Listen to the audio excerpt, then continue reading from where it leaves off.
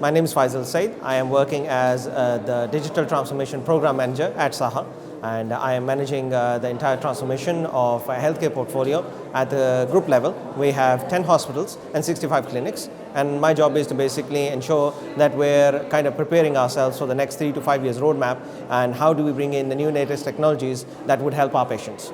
So without disclosing too much, I can actually at least say is that we've been fortunate enough because when the pandemic came, we were already in the part of our transformation.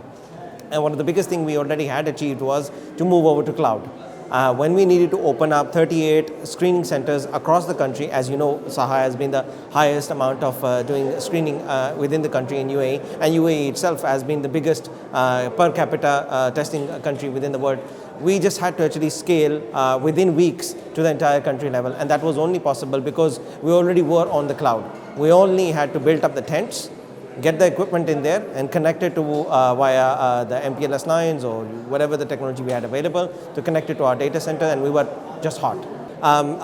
So when I started my job, I basically made it very clear with my executives that my job is not to actually interfere in operational matters. That's what we have the traditional IT for, and they will go ahead and provide the support to existing issues, existing support requirements for our end users. That was the scope for the traditional IT.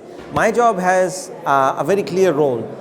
We need to be able to see what is the need for SEHA within 3 years, 5 years and 10 years time, and advise the management that we should be getting these kind of solutions within healthcare because our public will need it. For example, I give you a simple scenario. If I tell you today that within 3 years, 80% of the bookings on healthcare are going to happen on a mobile platform, we need to build that mobile platform today, because if you see it in the case of Noon and Amazon, it's already being done.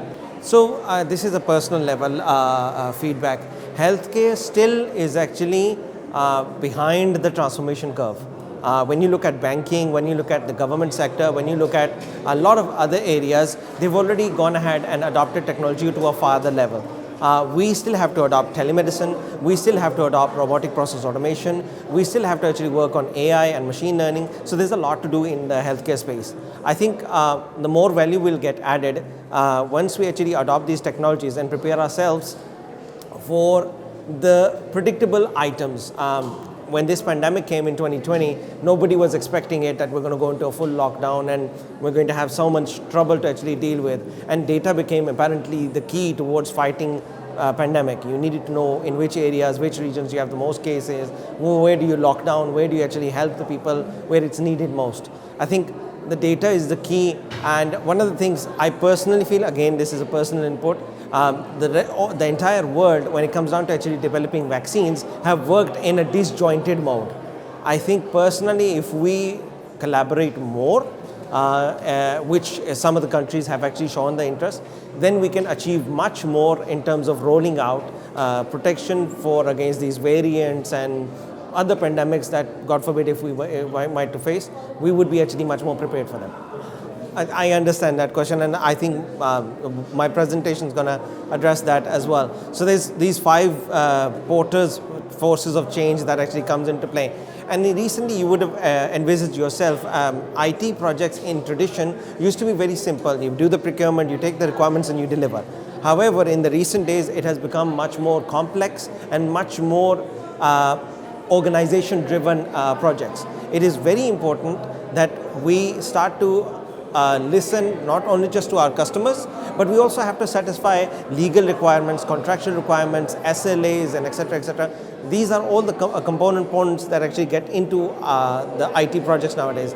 IT projects are becoming lengthier, longer, and more complex. But one good thing that's coming out of these cycles is these projects are much more hardened, and they are much more capable of handling much more bigger load. It's just like engineering. You make bigger bridges, but with bigger bridges, you can put much more traffic through it. I envisage a completely different picture of healthcare. I would love to actually be able to, if I need an appointment with my doctor, I should be able to do it over my phone, book it, and actually have the first face-to-face consultation over the phone. I should not need to actually book into a clinic. If I need to renew my medications, I should be able to do it on my phone. Because if I can order my noon groceries over the phone, why can't I actually get my medications? So some of the things I believe we need to actually, kind of bring these services into a digital platform which is much more accessible to our patients and our consumers. and moreover sharing knowledge across not just within the region but globally to make sure that new treatments, new medications, new ways of doing things is much more accessible in a common way. Today, for example, the medical journals are still being printed or in the digital format PDF. They are being reviewed by the physicians in still the old methodology. It would be very nice when you actually type in a disease name within EMR, the electronic medical record, and you get a list of new chapters and references that have actually come in. These are all of the small ideas which can make lives of our physicians better and equally good for our patients who are actually looking for better treatment options.